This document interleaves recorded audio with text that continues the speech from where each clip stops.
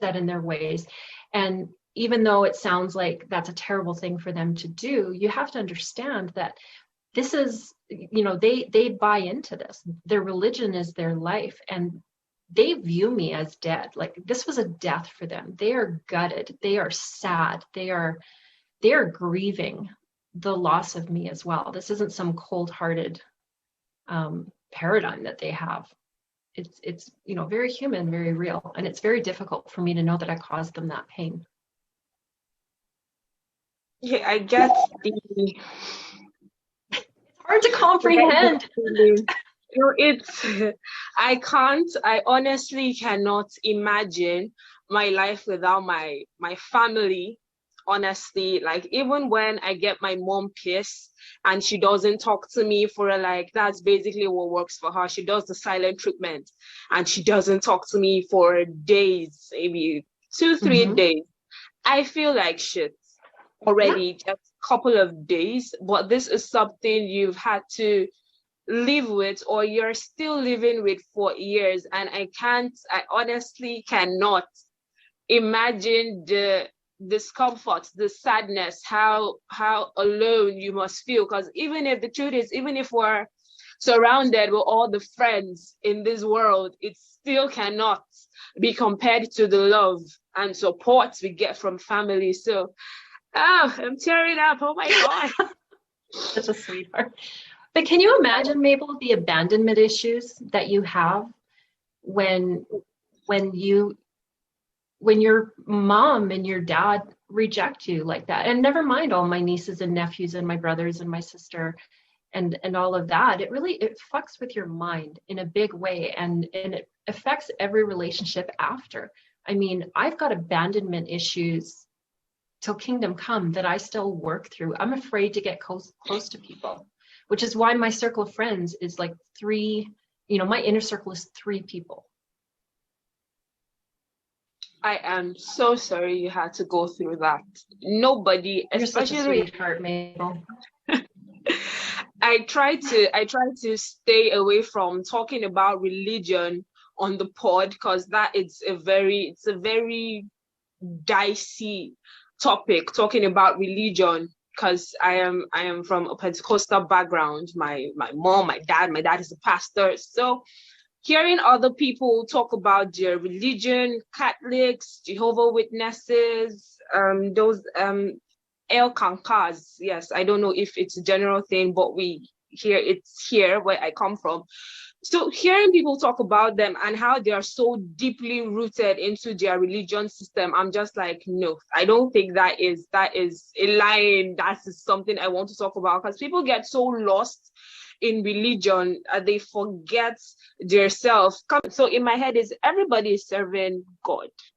Anyhow, any name you want to call him, yeah, it's fine. But we're all serving this person. But when you make other people hate your religion, I think that's an issue. When you're making, now with what you've said, I do not want to be close to any Jehovah's Witness. Honestly, I swear.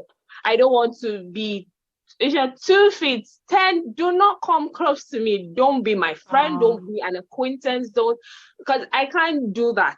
Because you make me start wondering, should I get pissed at you, or I should get pissed at the person up there? And that is not where I want to be. So I honestly celebrate your strength.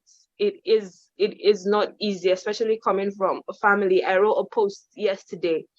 I said, a woman told me when I was growing up, she said, if you have issues outside, if you are at war outside, you can always run home. You can always run home. They will fight for you. But if you have an issue at home, where do you run to? Yeah. And I remembered yesterday, and I was like, So I honestly celebrate you. It's not easy. It's not easy. So yes, you are right now one of the strongest people I know. So I do celebrate your strength. And I'm really glad that you bring this up, because you're amazing. I love that you bring this up, because I am not anti-religion, and I need to make that very clear.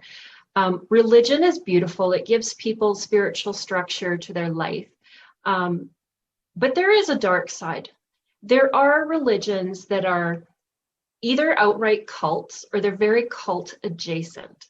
And for me, the dark side comes when they start controlling people and people can no longer think for themselves. And that's where I draw the line. Jehovah's Witnesses are very nice people. You know, I don't want to get it twisted, but their belief system is definitely, you know, don't even get me started. I could, you know, you don't even know half the stories of things that go on, but it's with any religion.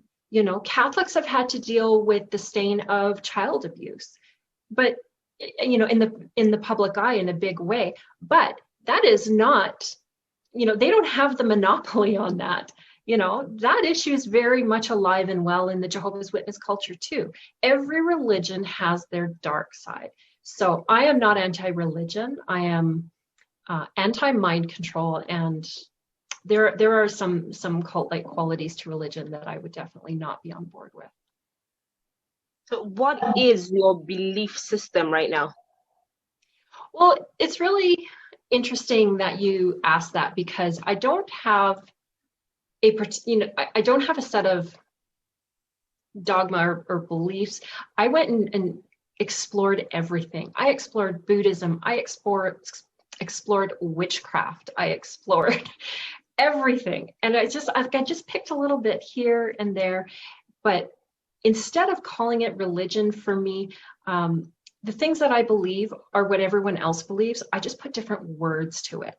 Where someone might say they were moved by Holy Spirit, I say I was moved by my intuition or by channeling or whatever it is. We're all saying the same thing in a different language. Yeah. You know, so I don't ever want to separate myself from everybody by saying this is what I believe, because we're all kind of in the same boat. But what I am strong in is following my inner wisdom, my intuition. You know, I connected with some spiritual advisors along the way. As I became ready for them, I delved into dream interpretation, which was really interesting, which led me to understand what my own gifts are, which is healing and channeling and being a counselor and a leader for other people. These are the gifts that I've discovered in myself that are natural born to me. And I just, you know, people say love is my religion, and it sounds a little corny, but it kind of is. You know, we just have to love everybody and accept everybody at their ugliest. So what was aside from when you left, what was the first step to healing, to consciously healing? Well, you know what? The healing is probably the part of the process that most people miss, because they feel like just because they're functioning in life, that, you know, they've gotten over the hurt, they've done the deprogramming, they've figured out their belief system, they're functioning very highly in life. They feel like that's healing, and that isn't. What I really learned was that healing means finally dealing with the grief around what happened. And this came up for me about six months ago. I was feeling very stuck in my life and my career and everything that I was trying to do. And I didn't understand why until this lady came along, this beautiful, beautiful soul. And she just said one simple word to me that had me in a puddle of tears. And it just pricked me in my heart. And she just said, you have to honor your grief. And it just started this cascade of emotions that I had to deal with, and just sit with everything that happened.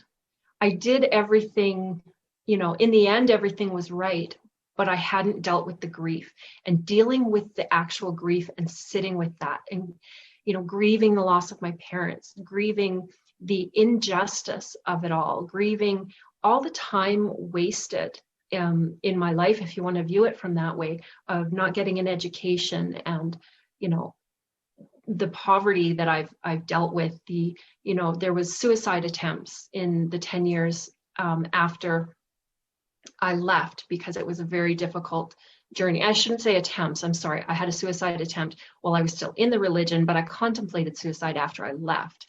You know, the bulimia, all of that, like, you just have so much to grieve. And until you get through that, there's no avoiding it. On the other side of grief is where people find their true divine calling, their own unique set of gifts that make them who they are, and how they can then show up in the world and be of service to others. So healing is an important part that most people, they don't ignore it, but I don't think they appreciate that that's what they need to go through. It's a very scary thing to go toe to toe with. Yeah, it is. I think we'd rather bury all that and just move on, because it's like opening the wounds. There's a lot of hurt, there's a lot of baggage, there are a lot of memories we would just rather tuck away, just throw it deep into the oceans. But the thing is, what I have come to realize is, till we consciously make that decision to heal, it will keep affecting each and every relationship. That's when you feel you are going in circles and you keep repeating the same thing over and over again. So till you treat that the first story, or where it originated from, you would keep going in circles. So yes, it is important. It is as hard as it may be. It is important that we heal. Yes, very Absolutely. important. Very well said, Mabel, very well said, because it does keep coming back and it shows up. How do you know if you still have healing to go through? You keep attracting the same wrong person into your life. You keep attracting the same boss into your life that's impossible to work with. You have, maybe an eating disorder, or you overeat and you have a weight problem. These are all, maybe you drink too much. Maybe you have a small dependency on prescription pills. There are so many ways that the grief shows up. And the more you stuff it down, the more it manifests in ways that I've just described. But subconsciously, we're so scared of it because it's a very strong emotion. So we just suppress and we suppress and we suppress. So yeah, it's not for the faint of heart to go through your shadows, but it's not impossible. Everybody will live through it, I promise you. And with the right guidance, with the right coach, with the right support,